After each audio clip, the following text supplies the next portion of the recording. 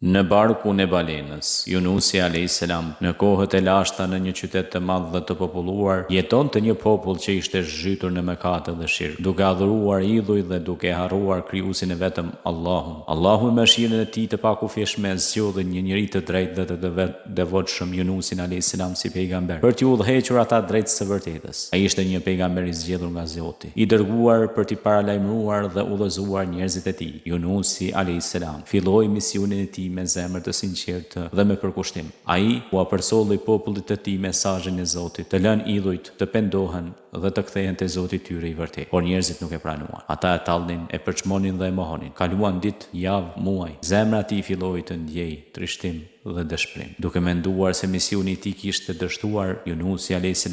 vendosi të largohej nga qyteti pa marrë lejen nga Allahu. Ai hipi në një anije që po lundronte në një det të thellë dhe të qetë. Por mëkati i tij nuk ishte largimi nga populli, por largimi pa urdhrin e Allahut. Ky ishte një provim i madh për të. Paprit mas deti u trazua. Errat u agërsuan dhe dallkët filluan të përplaseshin me forcë. Anija filloi të fundose. Detarët hodhën barrët jashtë për të lehtësuar, por nuk mjaftoi. Ata vendosën të shortonin për të hedhur dikë në det me shpresë që të shpëtonin. Shorti ra mbi Yunusin a.s. Ata nuk donin të hidhnin, por shorti ra sërish mbi të. Pas 3 herësh, Yunusi e kuptoi se kjo ishte një shenjë nga Allahu dhe u hodh vetë në det me besim të plotë. Ndërsa valët e detit e përpinë, një krijesë e madhe ju afruan nga thellësia. Ishte një balenë e madhe, e dërguar me urdhër të Allahut. Ajo e gëlltiti Yunusin a.s. por pa i bërë dëm. Ai u gjend në barkun e errët të balenës, i vetëm, në një vend ku as drita nuk dëpërtonte, i mbështjell nga uji, nga errësira e barkut të balenës dhe errësira e natës. Atje, në zemër të errësirës, Yunusi a.s. e kuptoi gabimin e tij. Ai nuk e kishte duruar misionin deri në fund dhe ishte larguar pa lejen e Zotit të tij. Ai u pendua sinqerisht. Ai nuk kishte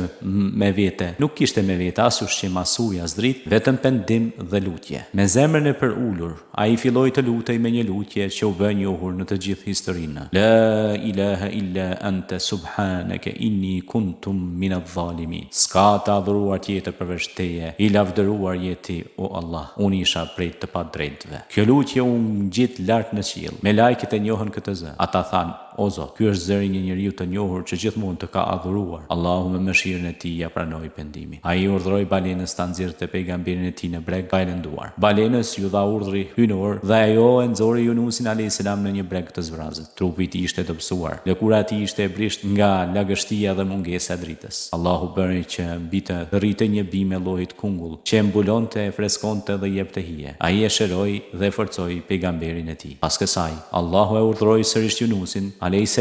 të kthehej te populli i tij. Këtë herë populli i tij ishte penduar. Ata e pan dëshkimin që po afronte dhe u friksuan. U penduan me sinqeritet dhe besuan në Zotin. Kur Yunusi u kthye, ata e pranuan me dashuri dhe besim. Ishin më shumë se 100.000 njerëz që besuan fal tij. Yunusi a.s. mësoi një mësim të thellë, se durimi është pjesë e besimit dhe se çdo hap në rrugën e Zotit duhet bërë me lejen dhe drejtimin e tij. Ai u bë shembull i pendimit të sinqertë dhe i mëshirës së pakufishme të Allahut. Kështu përfundoi udhëtimi i tij nga errësira në dritë, nga barku i balenës, në zemrën e një populli që e pranoi të vërtetën. Ai la pas një histori të fuqishme, që do të përmendet për herë si dëshmi e mëshirës së Allahut dhe e forcës së pendimit të sinqertë.